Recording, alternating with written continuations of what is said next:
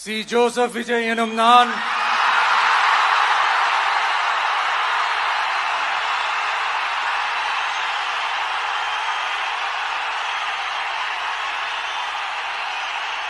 சட்டப்படி அமைக்கப்பெற்ற இந்திய அரசியல் அமைப்பின்பால் உண்மையான நம்பிக்கையும் மாறா பற்றும் கொண்டிருப்பேன் என்றும் இந்திய நாட்டின் ஒப்பில்லாத முழு முதல் ஆட்சியையும் ஒருமையையும் நிலைநிறுத்துவேன் என்றும் தமிழ்நாட்டு அரசின் முதலமைச்சராக உண்மையாகவும் உளச்சான்றின்படியும் என் கடமைகளை நிறைவேற்றுவேன் என்றும்